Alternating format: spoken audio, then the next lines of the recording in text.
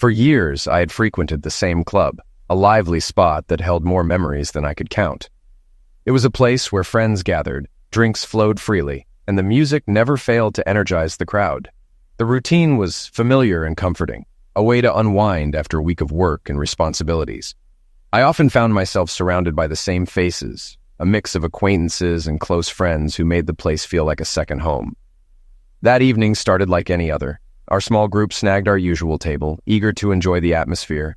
The music pulsed in the background as conversations unfolded, interspersed with laughter. The dim lighting and rhythmic beats created a perfect setting for escape, but I couldn't shake the sense that something was different. A pair of strangers seated nearby caught my attention, their behavior standing out in a way I couldn't ignore.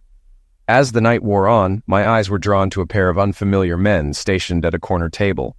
One remained seated, quietly nursing his drink, while the other wandered about, striking up brief conversations with various women in the room.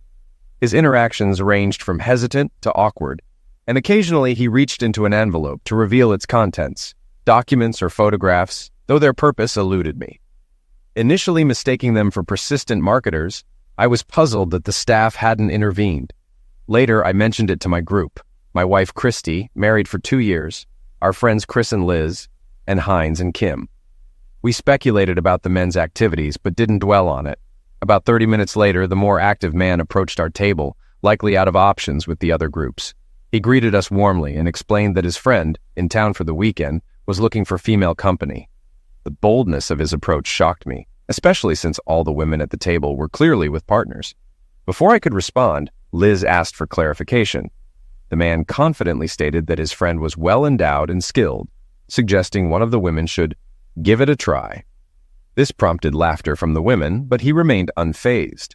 Kim, escalating the situation, asked for proof. He then pulled out the envelope, revealing photos supporting his claim.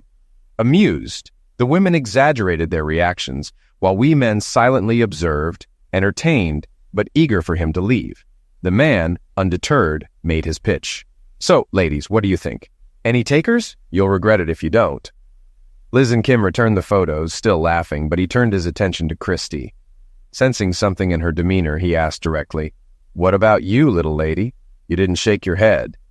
Expecting Christy to shut him down, I was stunned when she stood and replied, "I'm going." Before I could react, she walked away with him. Shocked, I followed and grabbed her arm, but a massive bouncer intervened, forcing me to release her. I protested, explaining she was my wife, but the bouncer said Christy assured him she was leaving willingly, so he wouldn't interfere. As I struggled, Christy whispered to the bouncer, who asked if she was certain. She calmly confirmed and joined the men at the door. I begged her to stop, but she didn't look back. The bouncer held me for a few more minutes at her request to prevent me from following them. Defeated, I collapsed as the bouncer released me, offering a look of pity before walking away. My friends stood nearby, stunned and silent. The bar, silent during the incident, began buzzing again as conversations resumed. I remained on the floor, tears streaming down my face. How could she do this? Was I not enough for her? This devastating realization gave me something tangible to reflect on. Chris and Heinz helped me to my feet and guided me back to the table, where Kim and Liz tried to comfort me. Yet, as I stared at Christy's empty seat, the humiliation of her abandonment stirred something in me. Determined, I left $40 on the table and walked toward the door. "Are you leaving?" Kim asked.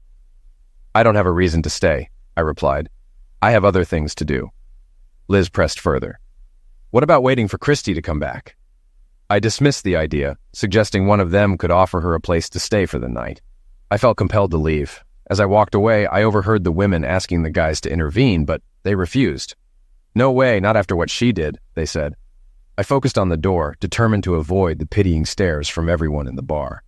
By the time I got to my car, a wave of emotion hit me again. Dizzy and close to passing out, I sat in the driver's seat for a few minutes until I felt steady enough to drive home. On the way, I reflected on the bitter irony that Christy's impulsive nature was what had drawn me to her in the first place. Halfway back to the apartment, her number appeared on my caller ID. Hope flickered. Maybe she had changed her mind and needed help. I answered without any greeting, getting straight to the point. "Where are you? I'll come get you," I said. I was wrong. She wasn't asking for a ride. "This isn't about you or how I feel about us," she said. "It's something I needed to do." I pleaded with her to reconsider, but she insisted. "It's just this once. It won't hurt us," she promised. Numbness overtook me. Not only had she walked out on me in front of our friends in a crowded bar, but now she had the audacity to call and ask for my understanding. I couldn't believe how she was treating me. Realizing there was nothing left to fight for, I said, "I understand," though my tone carried a different meaning than she thought. She sounded relieved and thanked me, assuring me she'd prove her love once it was all over. When the call ended, all my sadness and despair evaporated, replaced by grim resolve. By the time I reached the apartment, I had made up my mind. I unpacked my luggage. Christy and I had kept our separate sets from before we got married, so I laid all 3 suitcases on the bed.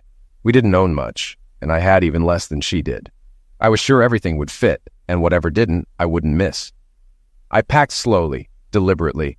I didn't intend to disappear quietly. I wanted her to feel the pain of watching me leave, just as I had felt when she walked out. 2 suitcases were packed, and I was halfway through the last one when I heard the front door open, and then softly close.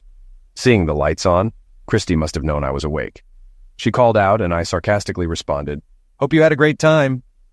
Her tone suggested she mistook my words for sincerity. She entered the bedroom, and I glanced at her. Her hair and makeup were messy, her clothes wrinkled. She looked content, but her smile quickly faded when she noticed me packing. "What are you doing?" she asked. "I'm moving out and filing for divorce," I replied. She tried to stop me, reaching for the suitcase, but I firmly removed her hand. Anger surged through me, reminiscent of the bouncer's grip earlier that night. "Don't touch me," I warned. "What I understand is that you were going to have your fun no matter how I felt."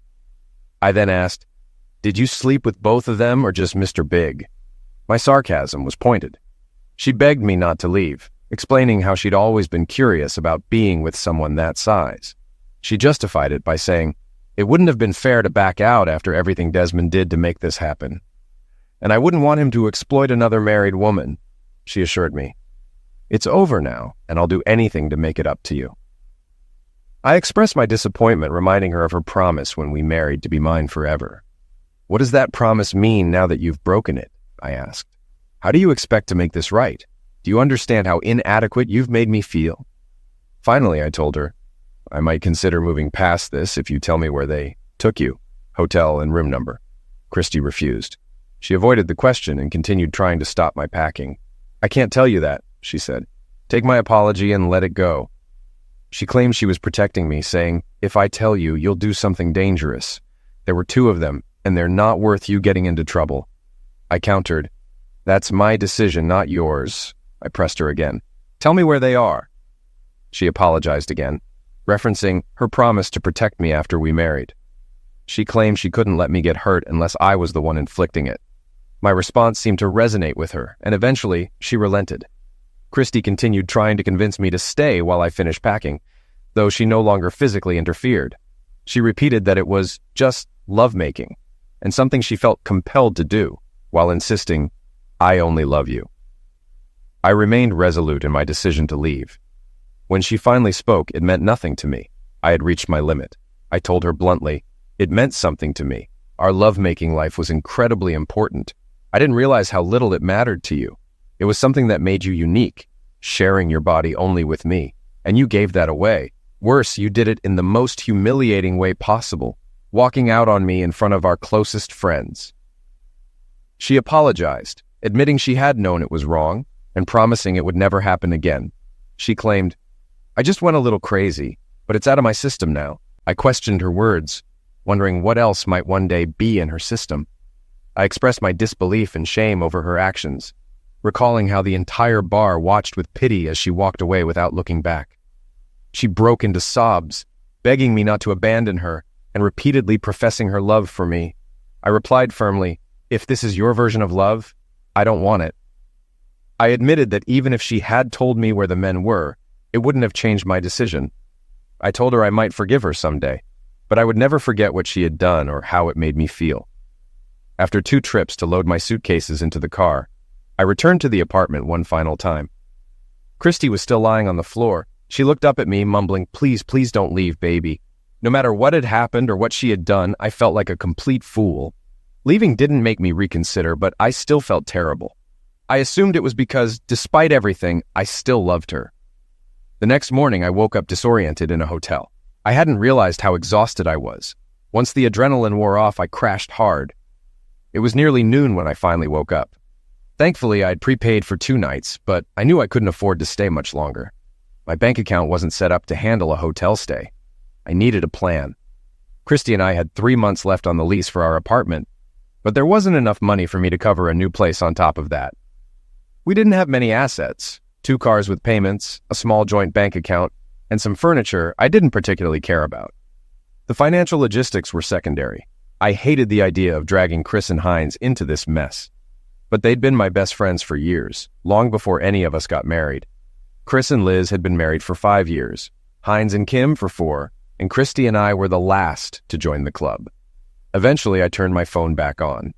Christy had left numerous messages, as had the rest of the group, all urging me not to make any rash decisions. Chris's message stood out. He offered to help in any way they could. I called and got Liz, asking if I could stay in their guest room for a while. Liz agreed, but laid out her terms. "You can stay here, but I won't keep you from Christy. She's been asking everyone if they've heard from you," Liz said. She insisted I treat Christy civilly, acknowledging that she had made a mistake, but emphasizing that it wasn't a crime like homicide. I agreed to Liz's terms and spent the next morning moving from the hotel to their house. My boss let me take the morning off, but I had to work late one evening that week to make up for it. I chose to work late that night, hoping it would distract me from the events of the weekend. When I arrived at Chris and Liz's house around 10 p.m., I was exhausted and looking forward to some rest. Instead, I walked in to find Christy waiting for me. I immediately questioned her presence, reminding her that I didn't want to see her after I left. She apologized, saying she was hurting without me and wanted to talk to work things out. I reiterated that I wasn't interested in reconciliation, but she pleaded with me not to end things over one mistake. She professed her love and begged for a chance to make things right. I reminded her she had the opportunity to preserve my dignity by telling me where those men were, but she had refused. I told her I needed space to process my feelings. She begged me not to give up on our future, admitting her mistake and expressing her regret. I emphasized how serious her betrayal was and asked her to leave, insisting I needed time to process everything on my own. Christy left with her head lowered after a brief conversation with Liz in the kitchen. I stayed in the living room as they spoke. As Christy paused at the door, she said she loved me before walking out. My resolve faltered, and I sank onto the couch. Liz joined me while Chris stood nearby in the hallway. Liz complimented me on how I handled the situation, thanking me for being kind despite how difficult it was. "I don't feel like I handled it well," I admitted. "I don't deserve what happened." Liz agreed. "You're right. You shouldn't have to go through this, but Christy's struggling too. She didn't expect you to leave her over this." I questioned Liz, wondering whether Christy had orchestrated the entire situation, knowing exactly how far she could push the limits. Liz immediately clarified, "Christy didn't plan this in advance, but she did rationalize her actions afterward." "What did Christy tell you?" I pressed. "She admitted that the temptation of being with someone wealthy was her motivation," Liz explained. "But she also wanted me to assure you that she hadn't intended for you to be restrained by the bouncer." That explanation only fueled my anger. "Was the lovemaking at least terrible?" I asked, my sarcasm sharp. "Or should I not even bother asking?" Liz hesitated before responding. "Do you want me to sugarcoat it or be honest?" "I guess that answers my question," I said bitterly. "Never mind." Liz sighed. "But as satisfying as Christy claims it was, she told me it meant nothing compared to what you two have. She doesn't want to lose your relationship over this." I shook my head. "But she did trade me for that. Even if she didn't realize it at the time, choices have consequences. She made hers." "You're right," Liz acknowledged. "But after reflecting on what she did, she thought you two could overcome this. She assumed that if she downplayed it, you'd eventually forgive her." "I hope so too," I said flatly. "But Chris and Hines were right. I can't see a way forward. Christy made deliberate choices, leaving with him in front of me, having me restrained, and then calling to ask for my approval afterward. She ignored every opportunity to consider how much this was hurting me, and chose against me every single time." "I understand why it feels that way," Liz said carefully. "But I don't think she was thinking clearly. It was like a moment of temporary insanity. Haven't you ever made a reckless decision and ignored the consequences?" "Liz," I said, my tone softening, "I appreciate you standing up for her. I know you two are close, and I wouldn't expect anything less." "You're my friend too, Henry," Liz replied. I know you care about her, but this isn't the same as me staying up all night playing video games instead of writing a history essay. We're adults. She had to know her actions would lead to this. You're right, Liz admitted, but my heart tells me you two are good together, and if you forgave her, you'd be happy. Maybe, I said, but I'd always be worried about what might happen next. I'd be scared to step into a club again, wondering if it would happen again. If she can't control her impulses, do I have to accept that? Or is it time to prioritize my own well-being? I stood up. Excuse me, I'm tired. I need some rest. Christy's story unfolded predictably after that. She made repeated efforts to reconcile, but I resisted. It was hard. I still loved her. Divorce doesn't just mean losing a spouse. It means losing shared dreams, plans, and hopes. We talked about kids, grandkids, traveling, and starting a family. All of that was gone. Those memories were the hardest part of letting go. Christy and I had been so aligned on our future, like two halves of a whole, but I couldn't overlook her betrayal. The divorce was finalized 3 months later. Christy asked for one final conversation, and I agreed to listen. After the hearing, we met in private, where she apologized, insisting her actions didn't reflect her love for me. I'll regret this for the rest of my life, she said. I responded, I regret meeting you, proposing to you, and marrying you. I regret thinking you were the person I wanted to spend my life with. I told her I'm moving on. Christy accepted my decision, but lashed out as I left. You'll regret this, she snapped. Maybe one day you'll learn to think before you act. Her words stung, but I stayed silent. I regretted the situation, but not my decision. I walked out and we never spoke or touched again. The relief was liberating. 3 months later, I started going out again. I wasn't looking to meet anyone. I just wanted to stop staying home all the time. I joined Chris, Hines, Liz, and Kim on their outings. They often introduced me to friends, hinting at matchmaking, but I wasn't ready for anything serious. I enjoyed the company and let myself have lighthearted fun without attachment. The people I met were kind, but there was no spark. Eventually, the conversations fizzled as the night wore on. I also developed a habit of going out alone, finding peace in my independence. The club where everything had changed became a familiar refuge. I enjoyed being around people without any responsibility for them.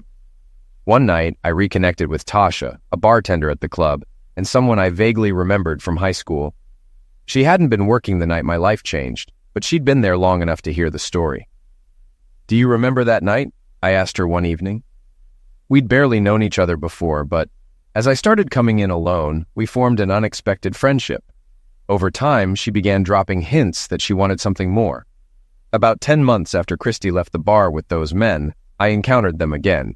They were back at the club, sitting and drinking, scanning the room, likely looking for new targets.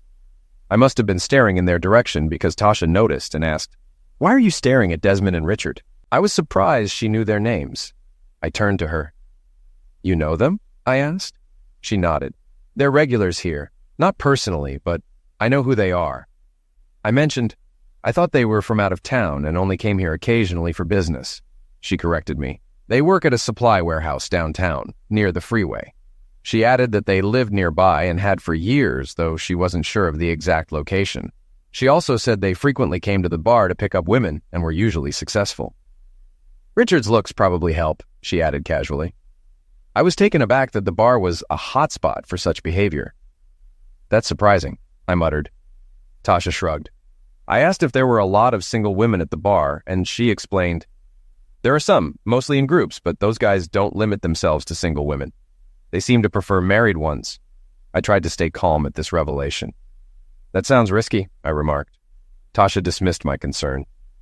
I doubt the husbands ever find out. The guys don't brag and the wives stay quiet. She didn't seem bothered, reasoning. It doesn't hurt anyone. The wives have fun, and the husbands don't know. Sometimes it even makes their lovemaking better, out of guilt. Her casual attitude frustrated me, and I realized there was no future between us. If she was fine with others acting like this, she likely wouldn't hesitate to do it herself. Tasha kept talking when I didn't respond, mentioning a time the men had tried to pick up a woman while her husband was at the club. It almost turned violent, she said. Victor, the bouncer, had to intervene because the wife asked him to restrain her husband so she could leave with the guys. I froze. Slowly turning to her, I asked, Christy? Tasha paused, piecing it together. Her expression shifted to shock and regret as she realized the truth. "I'm so sorry," she whispered, unsure of what else to say. I stood, leaving the bar without another word. Outside, I made a quick phone call and settled in to wait. Until that moment, I hadn't realized how much I craved justice, perhaps even revenge, until it became clear this was all a routine for them. While Christy had willingly accepted their invitation, I doubted she knew these weren't harmless out-of-towners. She likely thought they'd disappear after a casual fling. I spotted their car in the parking lot, a Cadillac with lowered suspension and chrome rims, and figured it was theirs. As they hadn't left the club yet, I had time to act. Nearly an hour later, Desmond and Richard emerged with a woman they'd charmed inside. I was right about the car.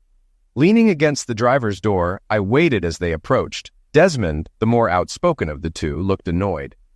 "Get your hands off my car," he said sharply. Ignoring him, I addressed the woman. "I don't know you, but I don't want to see you hurt, especially if your husband doesn't deserve this." I pointed at her hand. "You're married. I can see the ring." Turning to her, I said firmly, "You should leave. Go home to your husband, the one you vowed to be faithful to." She hesitated, but ultimately stepped back, heading toward the club despite Desmond and Richard's protests. Once she was gone, their irritation turned to me. "Why are you interfering?" Richard demanded. I replied, "Because she belongs to her husband." Desmond stared at me for a moment before recognition dawned. "Wait a second, you're the guy whose wife had the bouncer hold him back while she left with us," he exclaimed. "That's right," I said coldly. Richard smirked. "So, are you here for revenge?" I didn't respond. Their focus on me blinded them to my friends quietly closing in. In a flash, Hines, Chris, and Jed grabbed them. Despite their struggles, my friends restrained them, forcing them to their knees with their arms bound behind their backs. Their bravado evaporated. One of them tried to justify their actions. "We didn't force anyone. The women come willingly." I shot back. "I've dealt with my wife. Now it's your turn. You're a menace, and I'll make sure you never do this again." I gestured to my friends. "Load them into Jed's truck." They were securely tied in the back, ensuring they couldn't escape. Their faces betrayed their fear as they realized their fun was over. About an hour later, we arrived at a remote area in the county, accompanied by Jed, whose family owned a nearby farm. We stopped at a dense grove of trees, far from civilization and completely out of sight. The guys dragged Desmond and Richard out of the truck without much care, and I couldn't help but enjoy the fear in their eyes. They probably never imagined that their casual hookups would lead them to this moment. Like Christy, they were now facing unexpected consequences. In a casual tone that masked my seriousness, I began discussing the best ways to rid society of this carnivory behavior. I suggested options, including castration followed by release, which visibly horrified them. Jed added matter-of-factly, "That could get complicated if they seek medical attention afterward." Desmond and Richard stayed silent, their terror palpable. I then mentioned the alternative, eliminating them to ensure there were no witnesses. While Desmond looked terrified, Richard's expression suggested he'd prefer end-of-life over living without his manhood. "It's ridiculous to tie your self-worth to your private parts," I remarked. Desmond tried to defend their actions again. "We were just hooking up. It's not our fault she wanted to cheat." I cut him off. "I'm not concerned with her choices anymore. My issue is with you. I hate men like you, men who think they can seduce married women without consequences. Tonight, you'll learn that's not true." I motioned for my friends to join me in a private huddle. The plan was simple: intimidate them as much as possible. Deep down, I'm not a violent person, and while I wanted them to suffer, my intention wasn't to cause permanent damage. For about an hour, we left them in suspense, convincing them we were seriously debating whether to maim or eliminate them. When we returned, their defiance was gone. They looked utterly defeated. I informed them, "My friends convinced me not to eliminate you or castrate you. Instead, you'll get a severe striking." I added firmly, "We'll provide alibis for each other, but if the police get involved, you'll face the other options. We'll also be keeping tabs on you. We have your addresses and workplaces from your licenses. If you go after married women again, there will be serious consequences." Desmond hesitated before asking, "Is there any way to avoid the striking?" I offered a proposition, which Desmond eagerly accepted in hopes of escaping punishment. Unfortunately for them, the deal didn't save them. With 10 of us, we unleashed our frustration on them. We avoided causing fatal injuries, but a few broken bones were unavoidable. We steered clear of breaking ribs, knowing they could puncture lungs. At the very least, they would carry the memory of this night for a long time. Afterward, we drove them back to town and left them on a curb near the hospital, steering clear of security cameras. The next morning, news outlets reported 2 men attacked in what was believed to be a failed robbery. The case went cold after the sufferers claimed they didn't recognize their attackers and suggested it was random. Now, a year has passed since that terrible night. Somehow, I've managed to avoid becoming completely distrustful of women, though it hasn't been easy. I've heard that Christy recently started dating someone. It's still early, but from what I've gathered, things seem to be going well for her. As for Desmond and Richard, they've disappeared. They no longer work at the warehouse, and their apartments are empty. I suspect they've moved on to another city to continue their schemes. Sometimes I wonder if I should have dealt with them permanently. The thought crosses my mind often, and there are moments I regret letting them go. Eventually, I decided to find a new hangout spot. Tasha had become more assertive, and my polite refusals weren't enough to deter her. I finally had to be blunt with her. "Tasha, nothing will happen between us because you don't see anything wrong with a wife cheating on her husband," I said. She tried to argue. "I'd never do that myself," she claimed, but I didn't believe her. "I'm sorry," I replied, "but I'd rather get 2 dogs than date you. I haven't started dating again yet, but I know I'll get there eventually. For now, I'm focused on healing and moving." All right, that was a fun story. Now let's move on to another exciting one. Stay tuned and let's dive in. Story 2. Before that fateful evening, my life felt comfortably predictable, if not idyllic. My marriage to Linda had been the cornerstone of my existence for 10 years, and I took pride in the stability we had cultivated. Though not without its challenges, our partnership seemed steadfast, fortified by years of shared experiences, mutual sacrifices, and deep-seated affection. Yet, beneath the surface, faint echoes of discontent had begun to resonate. I recall sensing an intangible distance, a subtle shift in Linda's demeanor that I couldn't quite place. Her occasional preoccupation in the way she avoided direct eye contact in serious conversations felt like clues to a mystery I didn't know I was living.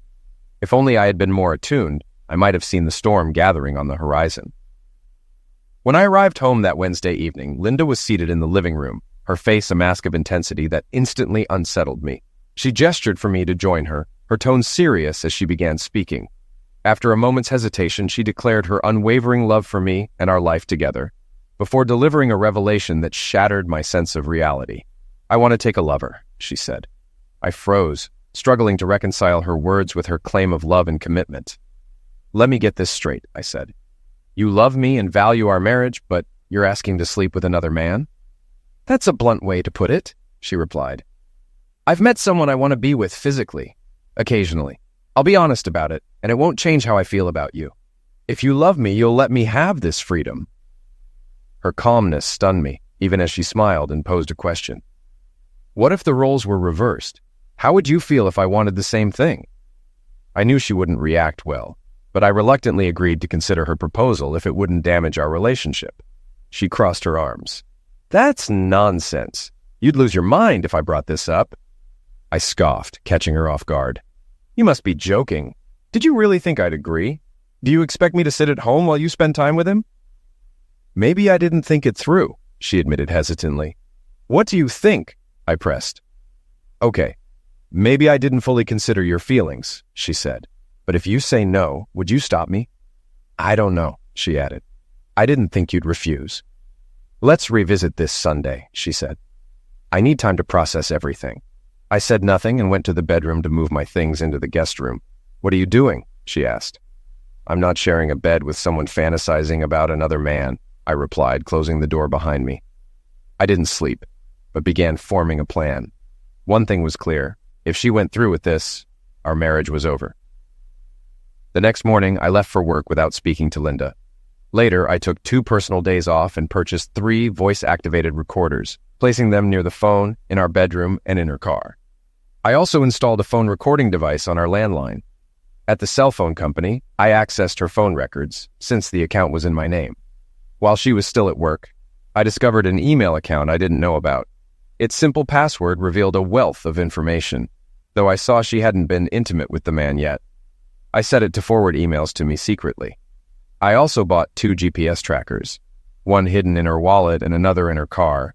By evening, I was ready to monitor her movements and activities. All that remained was accessing her phone. From her emails, I learned she was communicating with Frank Jones, a colleague.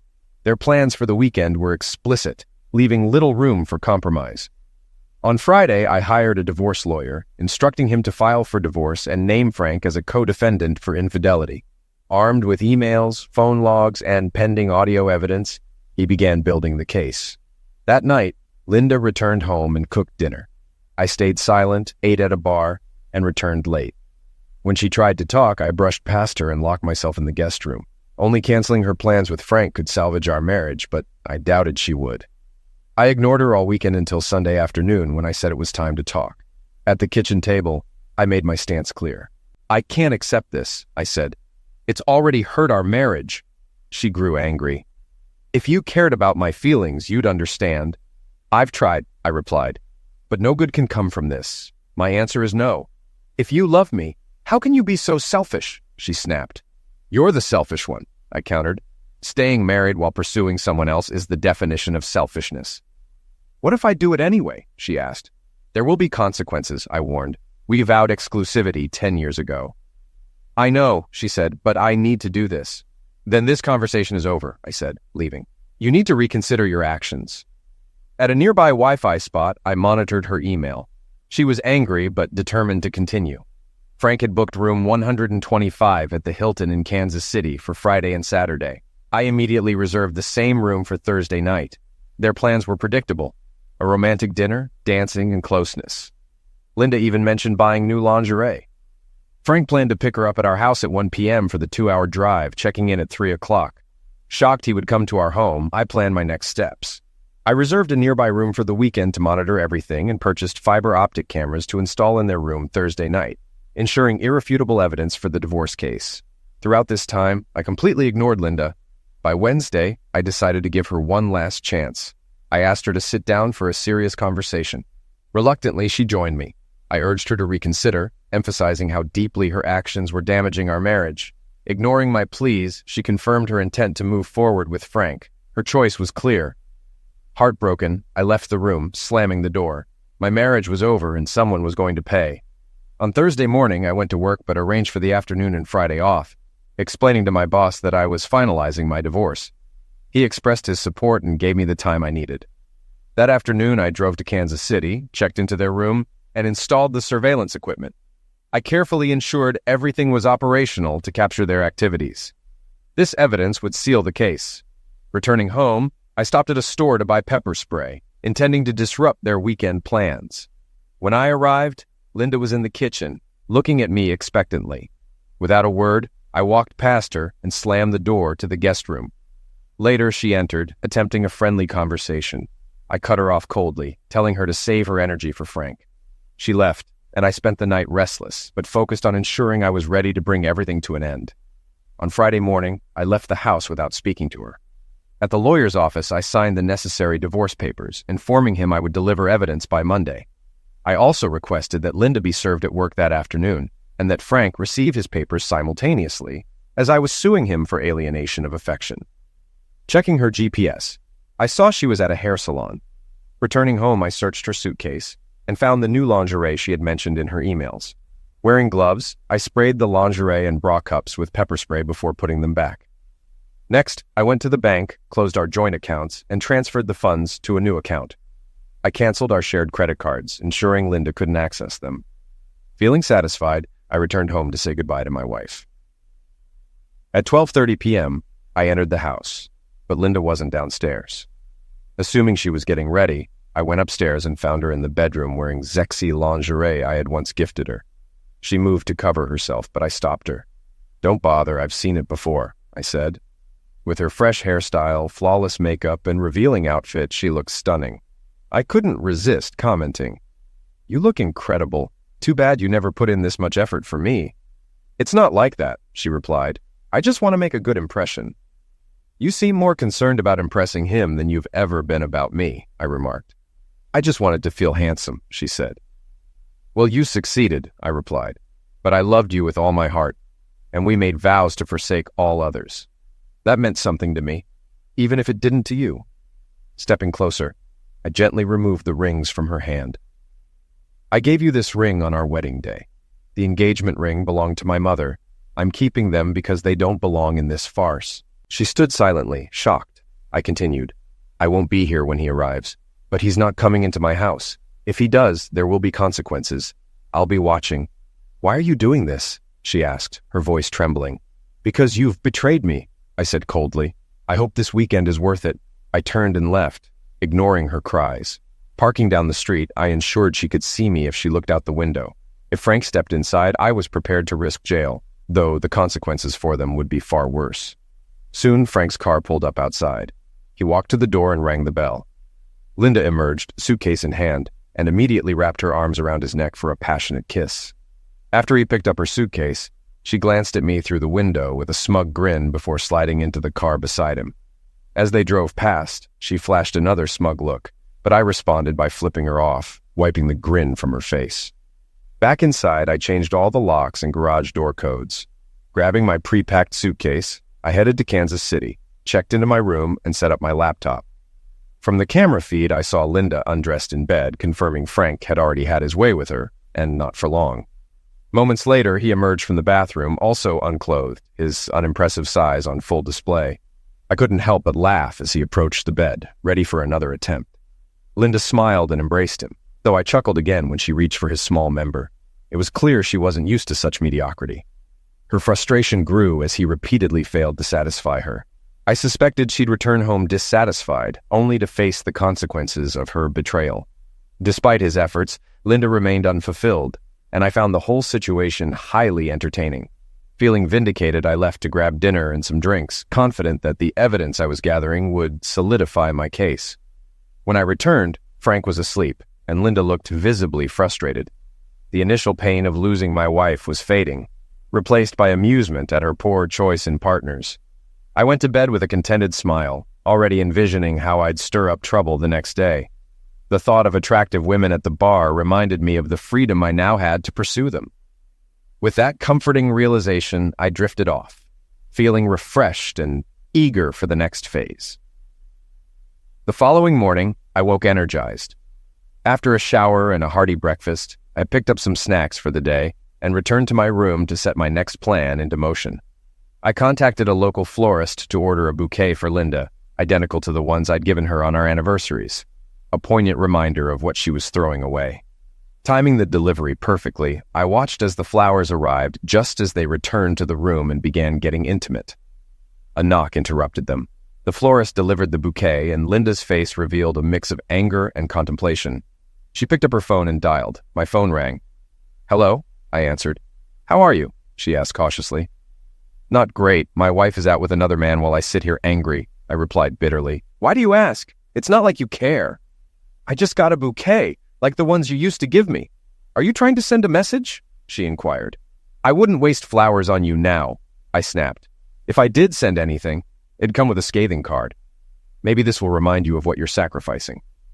Her stunned silence prompted me to hang up. She called back repeatedly, but I didn't answer. Frustrated, she relayed my words to Frank, who reassured her that I'd come around eventually, but I knew I wouldn't, not until she was out of my life. Frank made another move, and Linda reluctantly indulged him. Seizing the moment, I ordered her favorite pizza for delivery. It arrived just as he was getting started again. He refused to pay, but the delivery person confirmed the room number and Frank's cell phone number, threatening to involve the police. Frank reluctantly paid, and they decided to eat the pizza since it was already there. After eating, they talked for a while before Frank resumed his advances.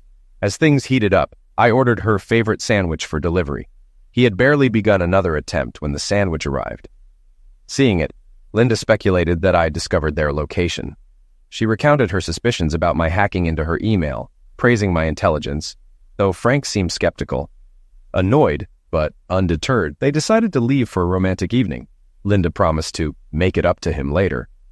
I couldn't stop laughing as I imagined how the rest of their day would unravel. When they returned, Linda hurried into the shower, emerging with red, irritated skin on her chest and groin, clear signs of the pepper spray. Frank's hopes for the evening were dashed.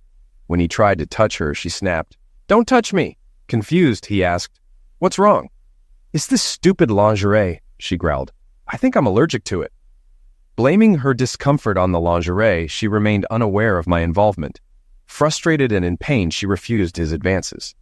That evening, I organized the video footage and prepared DVDs for my lawyer and Frank's wife. Feeling accomplished, I went to bed with a satisfied smile, knowing paradise was quickly unraveling, and I was the one orchestrating it. Sunday morning, I headed home, knowing Linda would face even more chaos when she returned.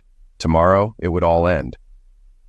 Later that day, Frankie dropped her off without even escorting her to the door. He simply let her out. I sat on the couch engrossed in a football game, ignoring her arrival. She announced she was home, but I didn't respond. She walked between me and the TV, flashing a seductive smile. "I thought you'd be happy to see me," she said. "You're not dead," I replied coldly. "What made you think I'd be happy? Do I look like I've lost my mind in the past few days?" "What's that supposed to mean?" she asked sharply. "I know what you did," I said bluntly. "But I didn't," she started defensively. "Don't. I never thought you were stupid, but now I see you didn't love me enough to stop this. I loved you with all my heart, but that's past tense now," I said, meeting her eyes. "You don't mean that," she protested. "Oh, I do," I replied sharply. "You broke my heart when you chose him after everything I said. From the moment you left with him, I stopped caring whether you came back." "I can't believe you feel that way," she said, her voice trembling. "Believe it," I replied.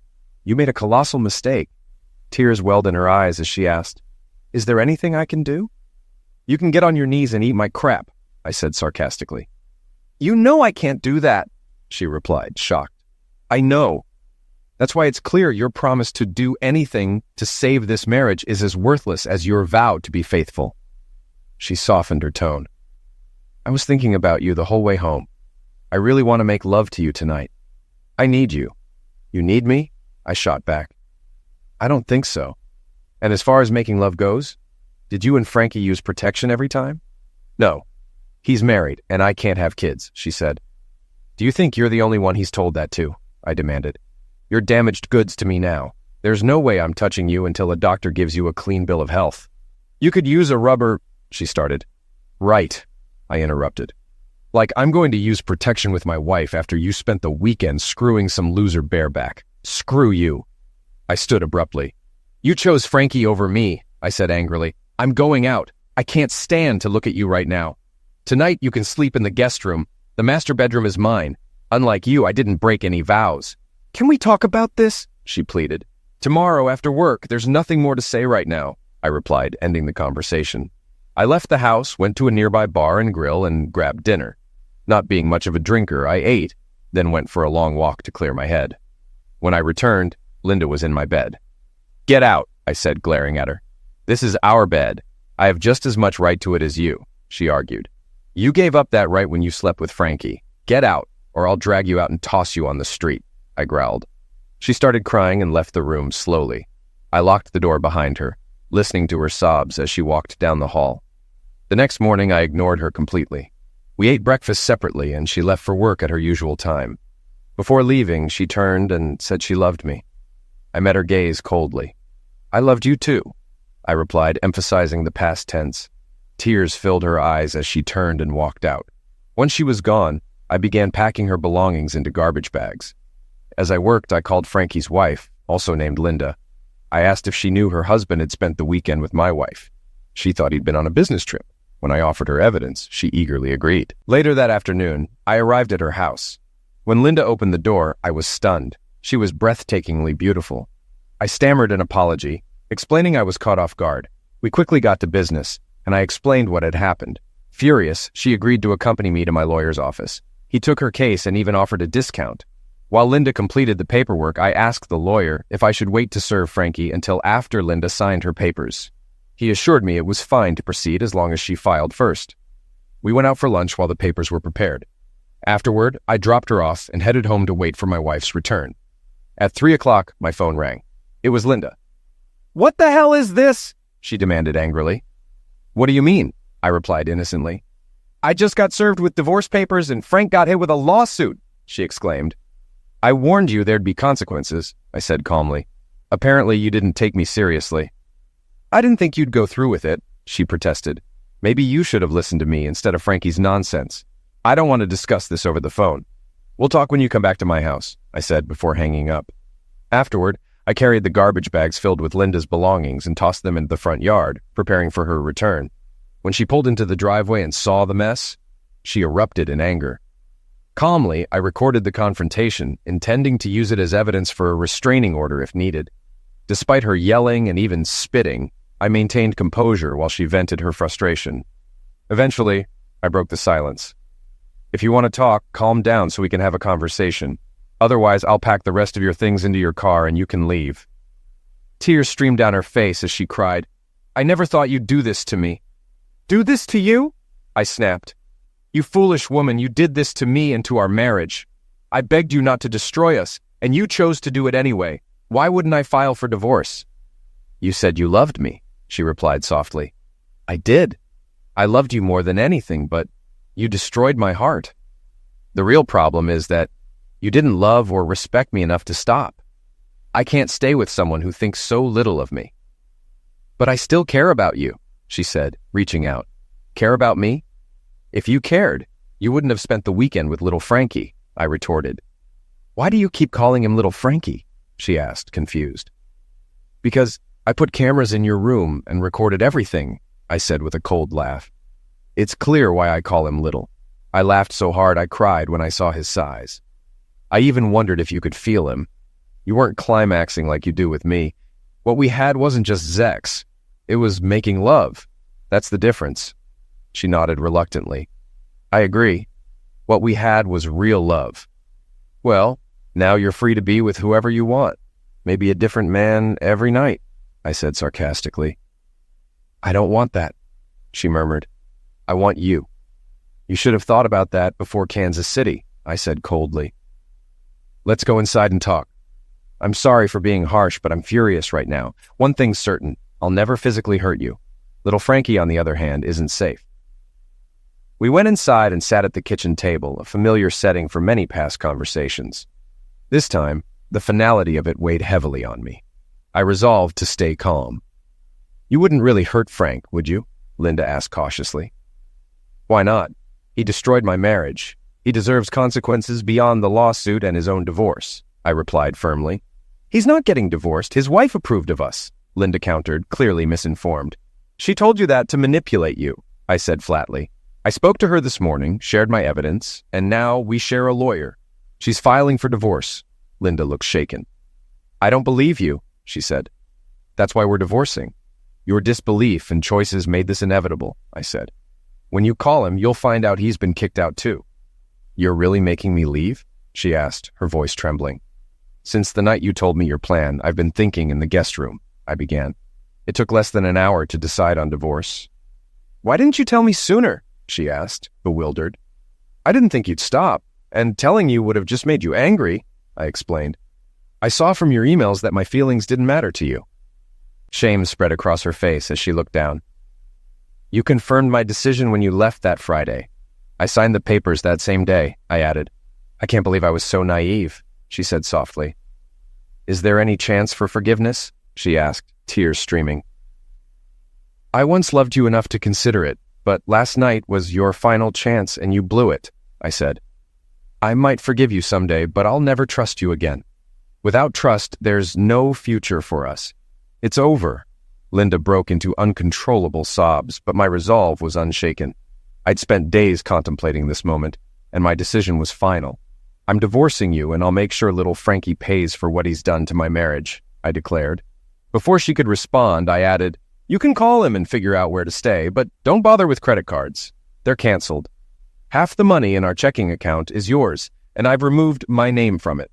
You can keep your car, but the payments are your responsibility. Take any furniture you need once you have a place. The house stays with me.